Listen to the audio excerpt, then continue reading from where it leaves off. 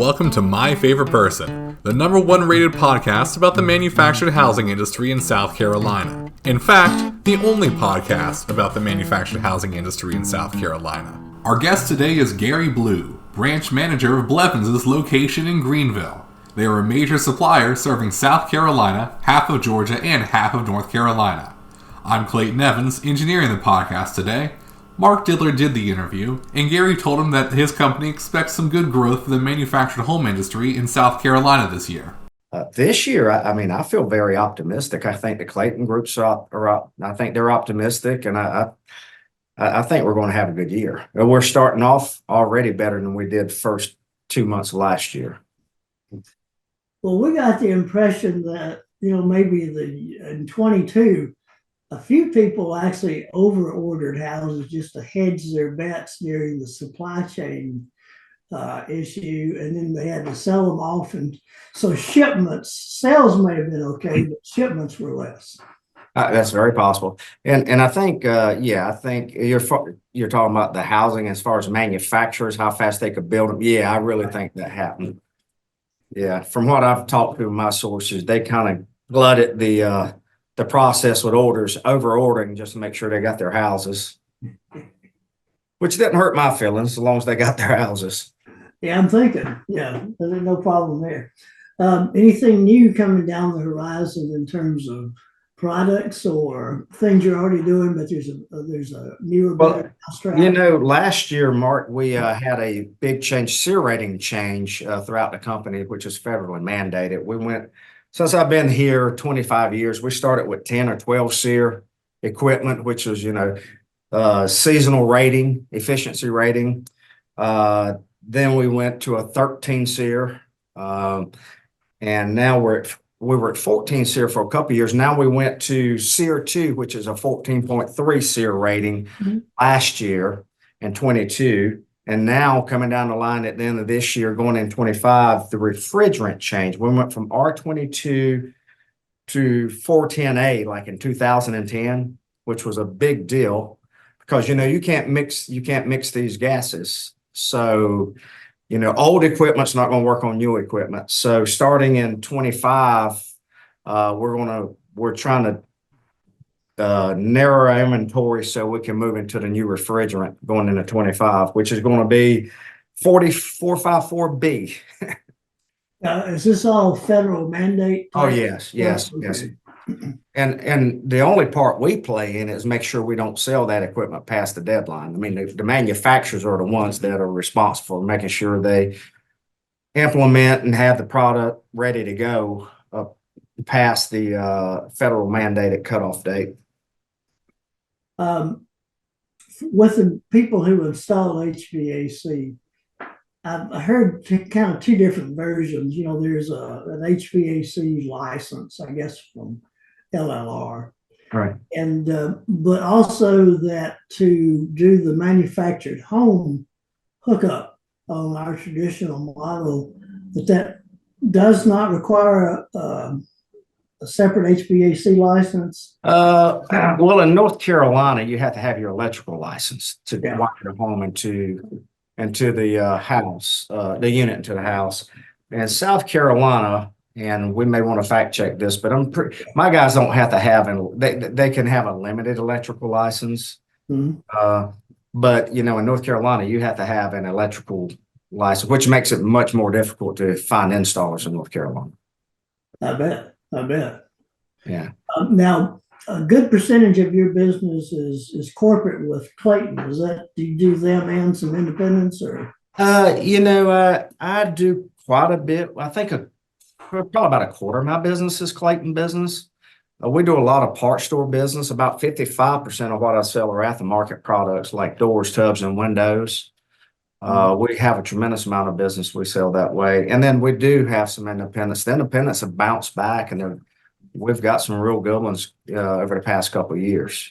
I noticed we're getting a few of these sort of medium size chains, 3, 4, 5 stores, which we didn't have much of 5-10 years ago. They kind of disappeared. Right. And I don't have a lot of that. Most of mine are like one shop operations, but yeah, I've seen those pop up in a couple other locations. How many people y'all got working for you? I got about 20 people. Yeah, okay. And it's a big place. Yeah, I've been up there. Clayton, I don't know if you've been up there yet, but it's kind of cool to go up and just look at that thing. Yes, amazing. That's manufactured housing, all manufactured housing products, full of product. Yeah. Now you started out with the one of the North Carolina stores, I did. Yeah. and then moved down to Greenville. Yeah. And as I recall, you kind of got promoted real fast once you got down there. Well, I mean, I wasn't a young bug. I was 30. I've been managing for quite a while, and I started in April of '98, and then there was a manager change here in Greenville. I actually came through Greenville in mid '90s. I went to the first Panther game. They were playing in Clemson, and I'd gotten tickets to go to that. So I'd never really spent a lot of time in this area. But so I came down here for two weeks when there was a manager change, and it's been the longest 2 weeks of my life. I just celebrated 24 years here. So Yeah, right. 24 years. How long has Bobby been with you? Bobby's got 30 coming up. Wow. Okay. That's amazing. Yeah, I've been with the company 25, actually 26 in April, but I've been down here so almost 25 years now. Yeah. Well, you still got thick black hair. You must have started. If you started at 30, you're preserving yourself pretty well, really. Yeah, I should have started in the 20s. I probably wouldn't have any hair in this industry. So now you grew up in Lumberton, North Carolina. That's the big town. Yeah. Actually, Maxton, North Carolina, which is about 30 miles west of Lumberton. But yeah, it's all the same area, Robeson County. Now, isn't it Lumberton that's set some kind of statistical record, like highest income or lowest income? Or I would probably say the lowest income. The county is one of the poorest in the state, Robeson County. Yeah. Yeah. Okay. Hey, something interesting about Lumberton. Michael Jordan's dad got killed when he pulled over to take a break in Lumberton. That's where he was murdered.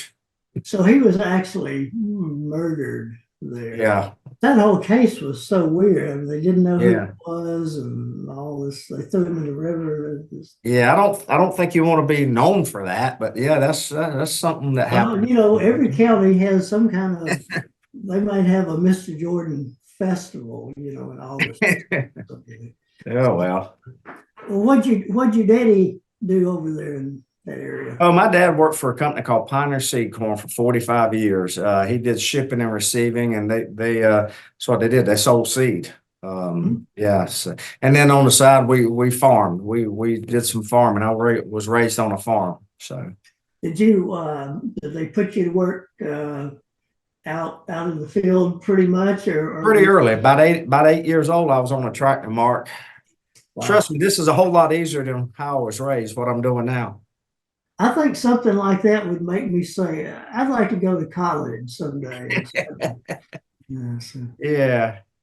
Well, now the Lumbee tribe is in that area. Now, y'all have some DNA connection to them, or? Well, yeah, I'm a Lumbian, and yeah, so okay. yeah, so born and raised, the Lumbees, pretty interesting history. Where I went to school, UNC Pembroke, was started as a Indian normal school. It started as an Indian school in the 1800s. So yeah, it's pretty interesting history. They were sort of a combination of tribes. Look at everything, white, black, Indian. I mean, it's but supposedly John White's lost colony went to Croatan. For a long time, the Lumbees were called Croatan Indians. So I remember they left the word Croatian or something like that. Yeah.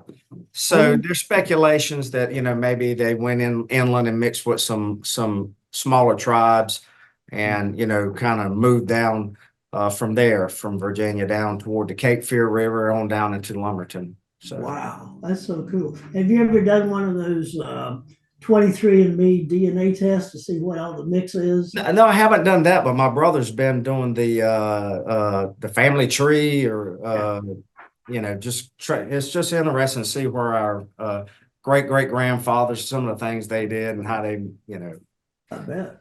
yeah. Well, we were told that we were Cherokee. We had a good bit of Cherokee blood. So I sent the test off. And Yeah. it came back Scotland, Ireland, Wales, England, Holland, and Sweden. So I'm like the whitest person that ever lived. Well, Scott, my last name's Blue. That's actually Scottish. I mean, they're Scottish blood. And yeah. Okay. So there again, like I said, it's the Lumbee tribe's been a mixing pot, over the years. So you went to UNC Pembroke. What did you study there? What were you thinking about doing once you got out? I was a history major because I did well in it. I enjoyed it. And then I decided I don't want to teach school. And so I went and met with my advisor, said, I really don't want to teach school. I went to my first education class and dropped it like after 2 days. I said, I don't think this is for me. And he said, Gary, you don't have to be a teacher. A degree shows you're committed to finishing, something. So anyway, I interviewed with a company my junior year. Right before I graduated, my senior year, and Nash Finch Company. So I worked in the grocery industry for 7 years. They were a grocery wholesaler based out of the Midwest. So I did my management training. I actually ran a grocery store for about 2 years. Oh, cool. Yeah, well, okay. It was not. But I started out in retail, so it seems cool to me. Well, but it was retail, but it was kind of, you learn a lot. You really learn how to appreciate a lot of things people do in retail. But and then after that, I moved into the inside. That's where I kind of got some of my distribution background. I was a grocery buyer for about 3 years, and then I became like a promotional manager. I met with vendors and got promotions, put them together, and things like that. So it was interesting, but it came time for me to leave to do something different. How'd you hear about Blevins? What kind of brought you into that? Very, very good question. I just answered a blind ad in Rocky Mount, North Carolina, and to be honest, I was shocked when I went and did the interview. I made the comment to Tom Weymouth, who hired me. I said, "So, this is for trailers?" Yeah. That's what I was raised calling. That's what we, he said, manufactured housing. I said, oh, okay. Yeah. But I was really shocked. And once I got into the business, I don't think people know how diverse and how many sectors this business touches, How many square feet is your building? It's 60,000, but I only use 45. I lease out a little bit because when we moved here, we really didn't need it all, but I need it all now. So what year did you move to the Greenville location? I actually moved down here in 99. What would you say are the most noticeable changes in the industry? You've seen all the dealers and the dealerships. That's been almost 25 years. Yeah, well, shortly after I moved down here, Ted Parker, who was from Lumberton, that collapsed. Mm-hmm. And then, one of my biggest competitors was Kaufman Supply, which Rick Sanders used to work for years ago. Right. So when I first started in the industry, those were two big players. And of course you had Clayton and Oakwoods, which are totally different entities. Mm-hmm. So we've seen all that change. And I think we were talking the other day and I said, back in the day, everybody used to wear a tie and a jacket or a suit. I mean, you went to these dealerships. I mean, they were really dressed nice, Mm-hmm. Even I had to wear a tie the first few years when I went out and meet customers because we kind of dressed up to the standard, and since, that's been relaxed for years now, but seen that change. I saw where they had there's a tie makers association, and they had their national convention, and most of the guys did not bother to wear a tie. So that tells you something. One year we shared a hotel with the what do you call it, the phone booth association back in the 90s. They had their association. And we're in the elevator and somebody pulls out a cell phone and the guy says, I hate those damn things. Well, I never knew there was a phone booth association. Yeah, they were the handwriting on the wall for those guys. Well, that one's gone by the wayside, just like the home phone. Yeah, exactly. So when did you start doing some stuff with the association? You know what, Mark? I'd probably been down here a few years. I can't really pinpoint it.